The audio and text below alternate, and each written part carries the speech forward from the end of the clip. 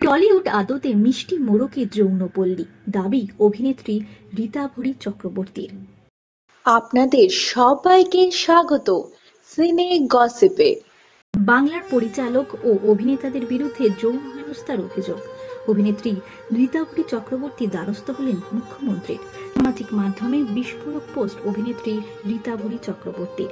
অভিনেত্রী লিখেছেন, মালায়ালাম চলচ্চিত্র জগতের যৌন হেনস্থার ঘটনা প্রকাশ্যে এনেছে হেমা কমিশন রিপোর্ট। আমি ভাবছি বাংলা চলচ্চিত্র জগতে কেন এই ধরনের পদক্ষেপ করা হচ্ছে না। প্রায় একই ধরনের ঘটনা আমার সঙ্গে ঘটেছে, জানি আরো কয়েকজন টলিপাড়ার অভিনেত্রীর সঙ্গেও ঘটেছে।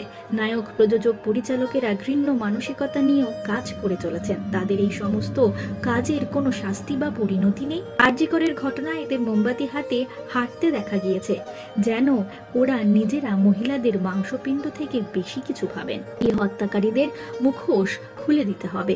এই দানবদের বিরুদ্ধে রুখে দাঁড়ানোর জন্য আমার সমসাময়িক সমস্ত অভিনেত্রীদের ডাক দিচ্ছি।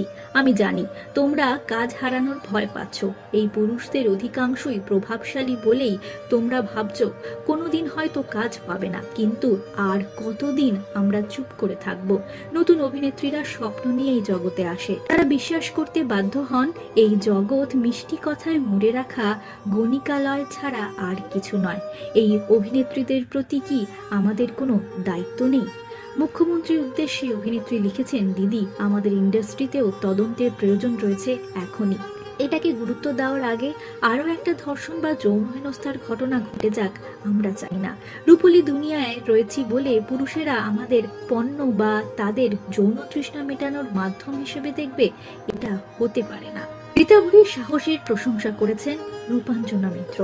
অভিনেত্রী রীতাভরির বক্তব্য সংক্রান্ত একটি পোস্ট করেছেন। রূপাঞ্জনা বলেছেন, যাক, কেউ তো সাহস দেখালো। হ্যাঁ, এই হেনস্থাকারীদের যেন ইন্ডাস্ট্রি থেকে বাদ দেওয়া হয়। আর যদি মোমবাতি হাতে বা কোনো মিছিলে দেখি, এরা গণধোলাই খাবে মহিলাদের হাতে। সে যারই প্রিয় হোক না কেন, যে দলেরই ঘনিষ্ঠ হোক না কেন, হেনস্থাকারীদের এটাই বিচার, মেয়েদের হাতে মার। আর যারা তাদের রক্ষা করবেন তারাও এবার মার খাবেন। কোনো ইকুয়েশন ইত্যাদি শোনা হবে না। তাদের এই ইন্ডাস্ট্রি থেকে তাড়াতে কি করতে হবে আমরা করব। রীতাভরি চক্রবর্তী, তোমাকে ধন্যবাদ। আমরা হলাম সিনে গসিপ। জুড়ে থাকুন আমাদের সঙ্গে, সাবস্ক্রাইব করুন আমাদের এই ইউটিউব চ্যানেলটি।